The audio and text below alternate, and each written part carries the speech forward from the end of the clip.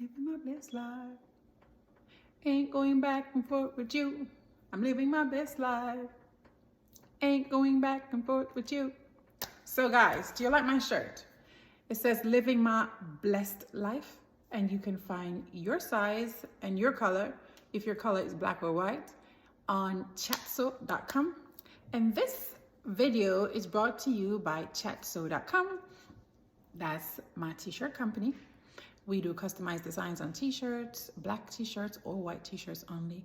We have female sizes, female cuts. That's the fitted one I'm wearing, black fitted. And we have the unisex t-shirts. There's some already designed shirts on the side that you'll love. This is one of my favorites. It says living my blessed life. I can't remember the prices for them right now, but it's very reasonable. Good quality shirt. So check us out, www.chatso. And chatso is Jamaican for talk this way. We also have some Jamaican t-shirts with Jamaican dialect, and it has the meaning for the dialect. So check us out. You will not regret it. www.chatso.com, and chatso is CHYATSUH.com. So me spell it. Chatso. CHYATSUH.com. Go check us out now. Right now. Today, I want to talk about how trauma, as we all know, can seriously, Stush. I'm trying to do a video. Thank you. That's my dog. Her name is Stush, which means bougie or nuff. And she's not allowing me to live my blessed life. So guys, I'm sorry for that interruption. Today I want to talk about trauma. And speaking of trauma, I think Stush made the perfect time to interrupt, because today I want to talk about dogs. Obviously, she spilled the beans. I do have a dog today, but for many years, I would not get a dog. And my children would ask me, Mommy, can I get a dog, please? And not only would I say no, I would get irritated. And for a while, I didn't realize, or I wouldn't accept the reason why I was so irritated by them asking me for a dog. But the more I thought of it, and when I started writing this book, A Long Walk, A Journey to Self, a lot of things, I did a lot of self-searching, and I had to go down memory lane. It was a long walk indeed. And I remember that I've had some really bad encounters with dogs, and that was affecting my decision and preventing me from giving my children the joy of having a pet. And I'll start with my very first encounter. I had a dog when I was a little girl. I loved that dog. Her name was Brownie. My mom can't remember more than I do. Apparently we had more than one dog, but Brownie was the one that was special for me. I think she was my dog. And before I get to what happened with Brownie, my first bad encounter with a dog was, I was a little tomboy, so my grandmother would send me anywhere because I was really quick, skinny, and fast on my feet. So I remember this afternoon I was sent to the neighbor's house, and the neighbor, when I said neighbor, she lived about a quarter mile from us, so not very far. I had to run to buy, I think I was going to buy some coal or kerosene. When you live in the country, you buy those things. The neighbor's always providing all kinds of things. So I was going to Miss Linda's house to buy some coal or kerosene oil. I can't remember which one it was. So I don't know if Miss Linda to have a dog. So I, pushed my little wheel, and my wheel was the top of a bucket, the cover of a bucket. And then my uncle would cut a small bleach bottle. They would cut half of it to make what we call a coaster, and stick a piece of stick in it. So we would use the coaster to push the wheel. And that was one of my favorite things to do, because it could go really fast. And I was quick on my feet, as I said. So I would run up the hill, down the hill, pushing my wheel. I tucked the money in my skirt or in my pocket, and I ran up the hill going to Miss Linda's house. Didn't know she had a dog. Ran down in the yard calling, Miss Linda, or Ma Sam, that was her husband. And I heard a sound, which wasn't familiar, so I wasn't scared. Then I heard the growl again, and I'm like, oh God.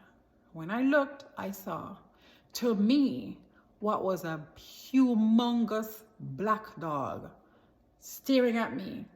I stared back. We both froze. But I'm a kid. The dog kept growling. I dropped my wheel. I took off. I turned. I ran, dashed up the hill. I could hear the dog coming behind me. I was so frightened. My heart was beating. And I was really fast because I got to the top of the hill before that dog would catch me. But when I got to the top of the hill, I had to go down another hill. So it was like up a hill, down a hill, up another hill. And I ran up the hill in their yard to the main road, took off down the road. And when I got to the bottom of the hill, that dog caught up on me and the back of my feet. Oh my gosh. I could feel that dog biting me and I fell flat on my face.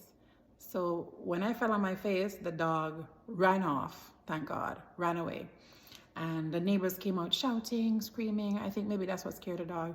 He ran away and I got up. Now my grandmother, she heard her koi koi, because that's what she would call me. She heard me crying and screaming, and the rest of it is history because it was a huge quarrel with the neighbors, you know, and my grandmother. That was my first bad encounter with a dog. I got bitten.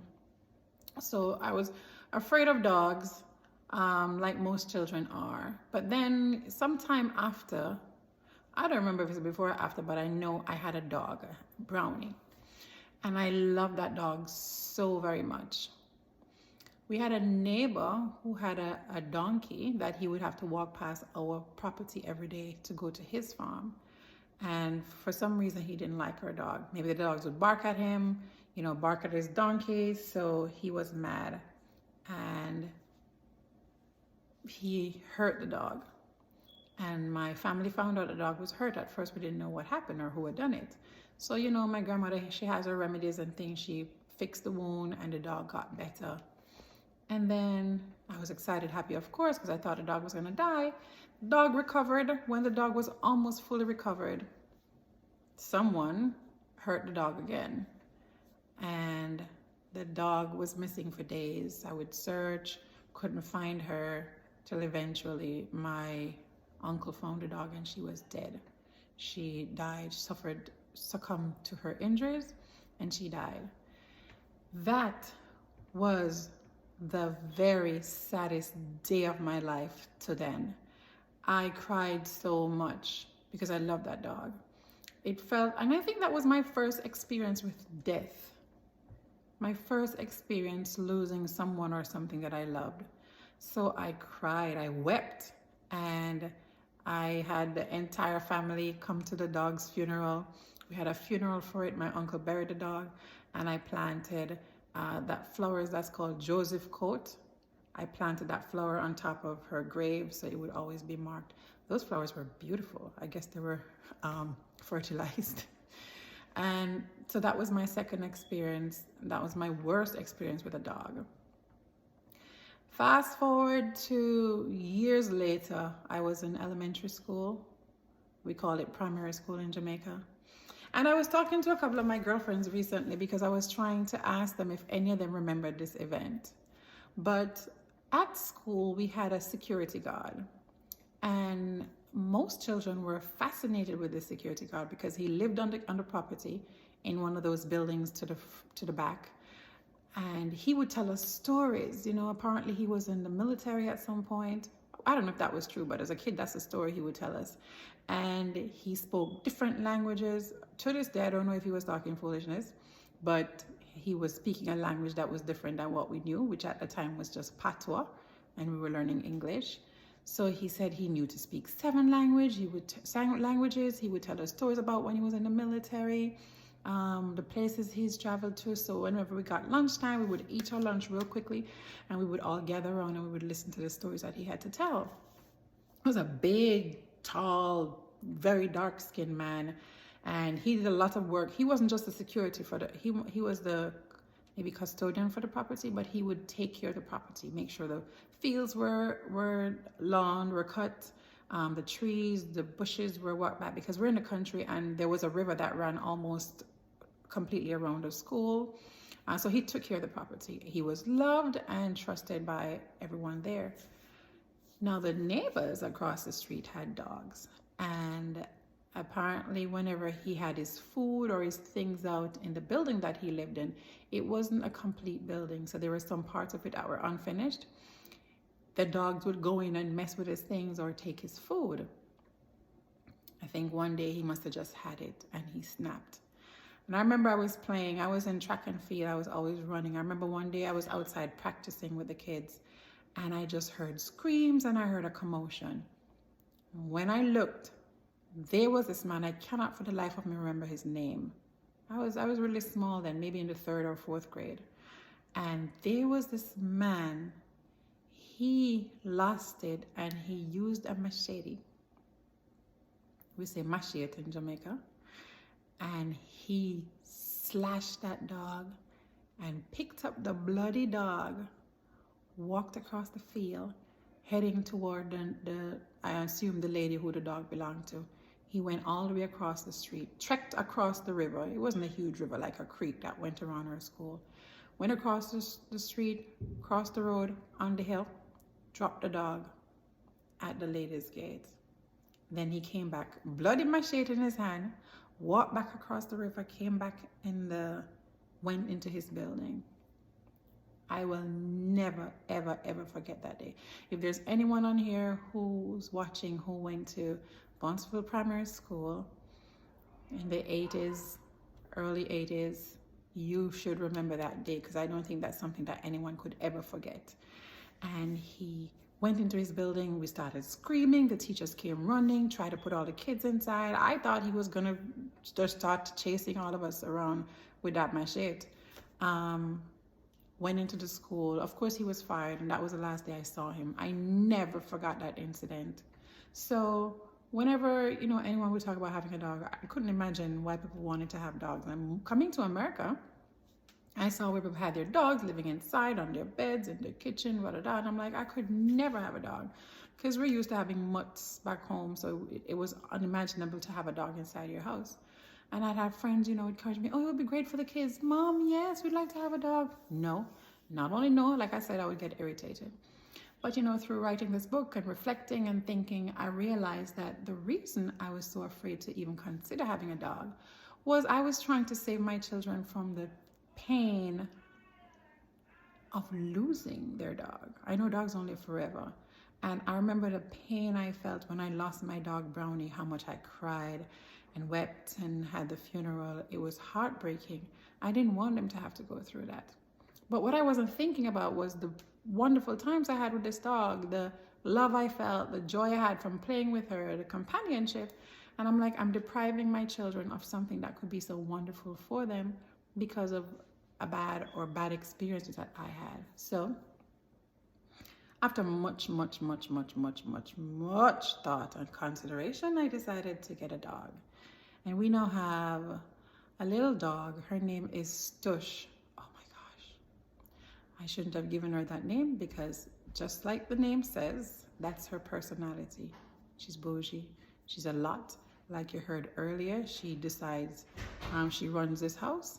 So she heard a noise that she think wasn't familiar, or she heard me talking and felt it was her bedtime, so I shouldn't be talking, and she decided to interrupt. But I say this to say, sometimes it's good whenever we have a certain feeling about something, just to kind of try to reflect and figure out why we're having this particular feeling, and not deprive ourselves from experiencing love and joy and companionship just because of a bad experience that we've had in the past. And I'm so happy that I did not deprive my kids of the joy of having a dog. They love her dearly. She's a life of the house. Very annoying sometimes, I have to admit. But at the end of the day, we love her so much, and we're so glad to have Stush. If you're watching and you remember the incident at Bonsfield Primary School, please comment and let me know that you remember it. It was such a traumatic thing. I don't think any child who experienced it could ever forget. And please share your experience that you've had with dogs. Post your pets and let me know what you guys think. Until next time, walk good, and remember, always speak with love.